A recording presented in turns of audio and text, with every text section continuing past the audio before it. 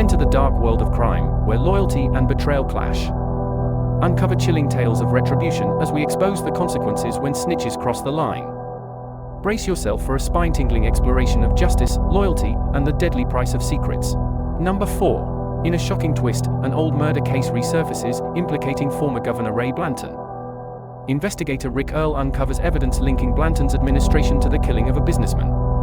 Operation Tenpa reveals the victim had crucial information about a cash for clemency scandal. Bob Roundtree facilitated early releases for cash payments. The case remained unsolved, witnesses coerced.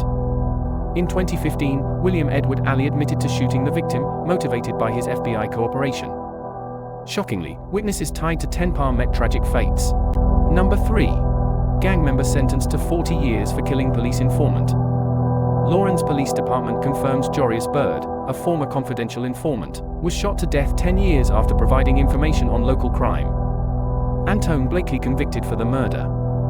Byrd was no longer an informant at the time. Sergeant Billy Sellers explains Byrd had fulfilled his obligations and recently been released from unrelated charges.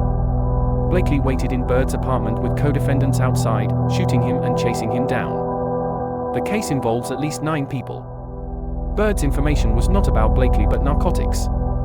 Blakely denies involvement, but evidence and witnesses prove his guilt.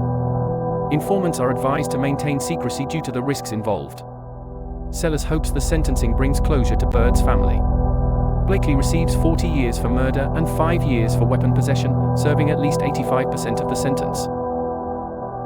Number 2. 3 New Jersey men have pleaded guilty to their roles in the murder of a federal informant and other crimes linked to their drug enterprise. U.S. Attorney Philip Selinger and the Department of Justice revealed details of the case.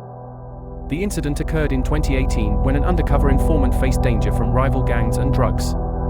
Michael Healy, facing separate charges, allegedly ordered gang members to kill the informant.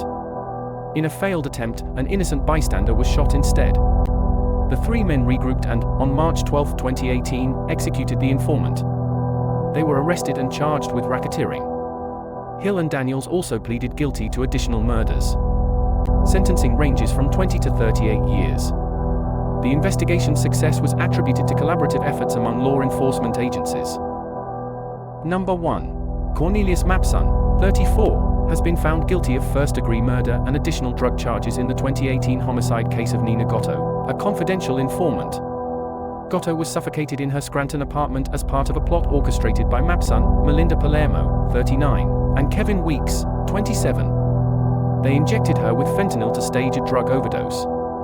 Gatto had been working with law enforcement as an informant to catch drug dealers. The guilty verdict is seen as a deterrent to threats against witnesses and aims to protect communities from drug-related harm.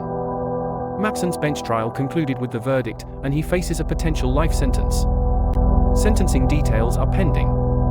Mapson was also found guilty of drug charges, which could result in an additional 100 years in prison. Palermo pleaded guilty to third-degree murder, and Weeks pleaded guilty to conspiracy to commit third-degree murder. The verdict brings some closure to Gatto's family and friends. What are your thoughts on this age-old adage? Should snitches still get stitches, or is it a new era where cooperation is valued over silence? Remember to subscribe to our channel and hit that notification bell so you never miss out on the thrilling content we have in store. We appreciate each and every one of you for joining us on this journey.